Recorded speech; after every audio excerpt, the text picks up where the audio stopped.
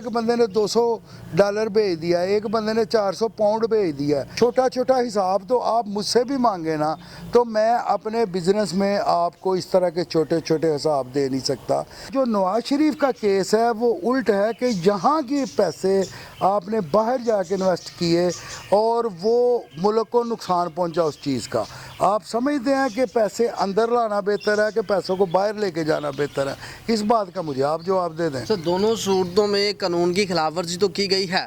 कानून बना 2017 में। पाकिस्तान तहरीक-ए-इंसाफ को ही गलतम करार दे दिया जाता है या फिर कोई कानूनी कार्रवाई की जाती है खान साहब के खिलाफ? पाकिस्तान तहरीक-ए-इंसाफ ब्रांड नहीं है, बल्ला ब्रांड नहीं है।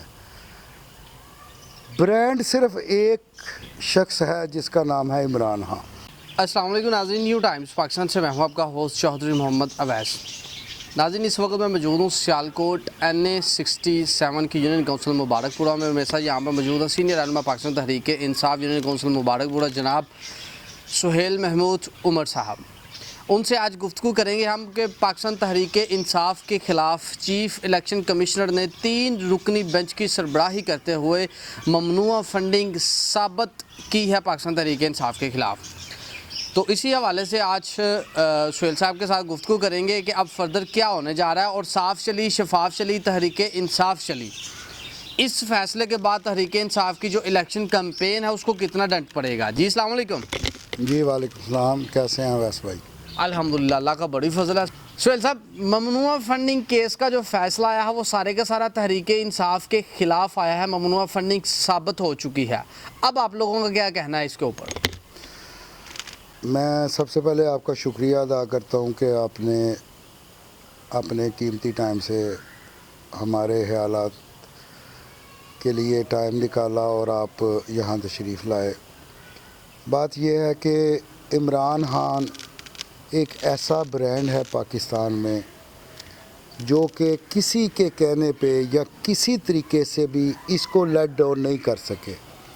अब ये तमाम जमातें जो इस मुल्क में दहाइयों से रूल कर रही हैं, उनके पास कोई ऑप्शन नहीं है कि इमरान खान को किस तरह थोड़ा डिग्रेड किया या लेट डाउन किया जाए। ये आखिरी कील जो उन्होंने इस अपने तबूत में ठोका है उससे कोई फ़ायदा नहीं होगा, कुछ भी नहीं होगा। पहली बात तो ये है कि ये जो इल्ज़ाम आप समझ रहे हैं कि इमरान खान पे लगाया गया है, आप ये सोचें कि पैसे पाकिस्तान में आए हैं, पैसे पाकिस्तान से गए तो नहीं। अगर आए हैं तो पाकिस्तान के अंदर ही सर्कुलेट किया ना पैसों ने। आप उस पर इल्ज़ाम इमरान खान पे ये लगाएं कि इसने मनी लॉन्ड्रिंग किया है, इसने कोई बाहर कुछ चीज़ बनाई है। यहाँ पे एक चीज़ मैं ऐड करूँगा कि इस चीज़ में कोई दो राय है ही नहीं कि पाकिस्तान के अंदर पैसे आए हैं, लेकिन मसला यहाँ पे ये है कि आपने जो अपने सोर्सेज थे वो क्लियर नहीं किए और उसके साथ साथ आपने कानून की धज्जियाँ उड़ाई हैं। मुझे आप पहले ये बता दें कि कानून की धज्जियाँ जो आप कह रहे हैं वो धज्जियाँ किस तरह, ये इस क्वेश्चन का आप ही पहले जवाब दे दें कि कानून की धज्जियाँ कैसे उड़ाई हैं। सर देखिए ना, आप अपने जब क्लियर ही नहीं कर रहे, आपकी जो आपने दस्तावेज़ात वहाँ पे जमा करवाए हैं अपने अकाउंट्स के रिलेटेड, वो मुताबिकत ही नहीं रखते स्टेट बैंक के साथ। अच्छा, मैं इतना बड़ा बिज़नेस करता हूँ, मुझे तो वो पैसों का पता है जो करोड़ों के हिसाब से, लाखों के हिसाब से मेरे पास आया, उसकी मेरे पास रसीद हैं या कुछ चीज़ें हैं। अब एक बंदे ने 10,000 रुपये फंडिंग की है, एक बंदे ने 20,000 रुपये फंडिंग की है, एक बंदे ने $200 भेज दिया है, एक बंदे ने 400 पाउंड भेज दिया है। तो ये इसका इतना छोटा छोटा हिसाब तो आप मुझसे भी मांगे ना, तो मैं अपने बिज़नेस में आपको इस तरह के छोटे छोटे हिसाब दे नहीं सकता। आप ये सोचें कि अगर पैसे आए हैं तो किसी गलत जगह तो इस्तेमाल नहीं हुए, किसी नाजायज़ काम में तो इस्तेमाल नहीं हुए, किसी ऐसी काम में इस्तेमाल तो नहीं है जो पाकिस्तानी कौम के ख़िलाफ़ जाती हो बात। आप मुझे ये नहीं समझ आती कि पैसे जाने बुरे हैं कि पैसे आने बुरे हैं। सर आपकी बात को मैं बढ़ावा देता हूँ, आगे लेकर जाता हूँ। आपने कहा कि ऐसे छोटी छोटी चीज़ों का मैं हिसाब नहीं दे सकता, तो खान साहब कहाँ से हिसाब देंगे। लेकिन वोटन क्रिकेट क्लब की तरफ से 21 लाख डॉलर आया, वहाँ से 21,49,000 के करीब वहाँ से जो आया, उसका भी आप लोगों ने रिकॉर्ड नहीं रखा हुआ अपने पास। देखिए मेरी बात सुने, जब आप सबसे हिसाब ले लेंगे ना, जब आपने आज तक मनी लॉन्ड्रिंग का हिसाब ले लिया, आपने जरदारी साहब के जो लांचों में पैसे गए और बक्सों में पैसे नून लीग वालों के गए, उसका हिसाब ले लिया आपने। उसका जब हिसाब ले लेंगे ना, तो वो पैसे हैं जो आपने यहाँ से बाहर भेजे हैं। बाहर जाने वाले का अभी तक आपने हिसाब नहीं लिया और अंदर आने वाले का हिसाब ले रहे हैं आप।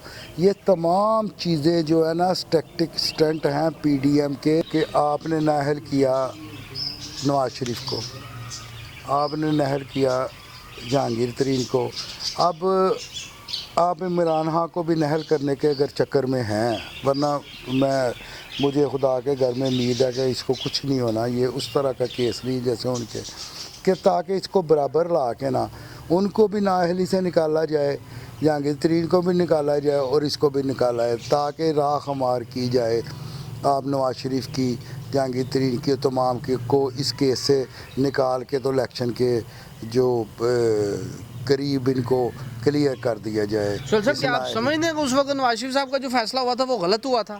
नहीं, बिल्कुल दुरुस्त हुआ था, मैं नहीं समझता गलत हुआ था, क्योंकि आप इसको लिंक कर रहे हैं कि मैं कह रहा हूँ, मैंने आपको बार बार कह रहा हूँ कि मनी लॉन्ड्रिंग में और ममनुआ फंडिंग में फ़र्क है। आप एक चीज़ को मुल्क के अंदर लाते हैं, किसी तरीके से भी ले आए, किसी तरीके से भी ले आए, वो जो पैसे हैं वो इस मुल्क में ही सर्कुलेट कर रहे हैं ना, बाहर तो नहीं गए कहीं।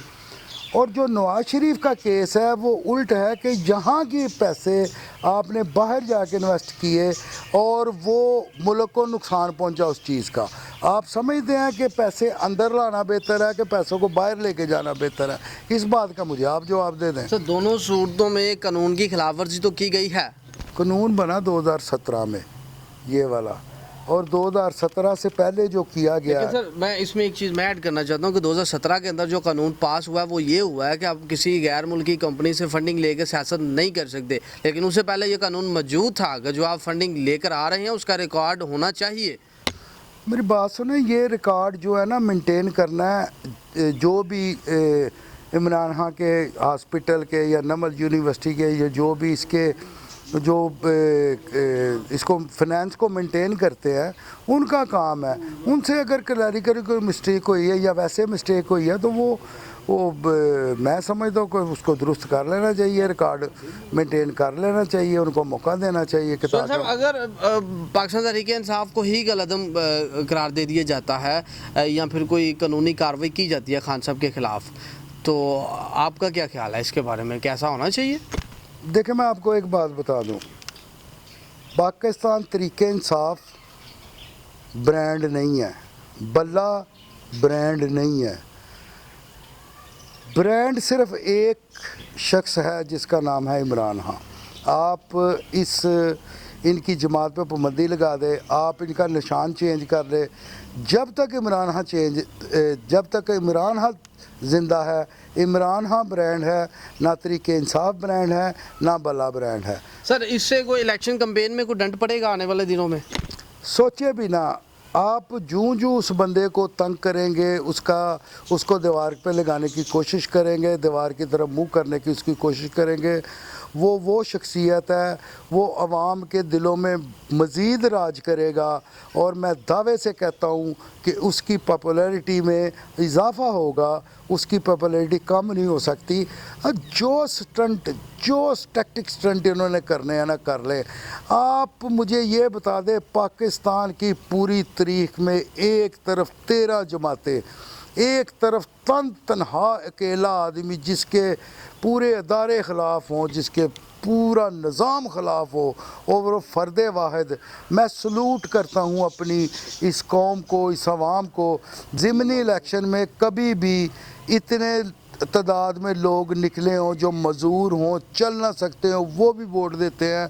और आप जैसे कई एंकर ने उनका इंटरव्यू लोगों का लिया, उन्होंने एक ही बात कही है, सच्चा आदमी है, दलेर आदमी है, मुहब्बे वतन आदमी है। इस मुहब्बे वतन, दलेर और सच्चे आदमी को अल्लाह के फजल से कोई शिकस्त नहीं दे सकता। ये इनका इत्तेहाद, ये जो इत्तेहाद बना हुआ है, ये चंद एक सेकंड के लिए भी कायम नहीं रह सकता अगर इमरान खान ना हो।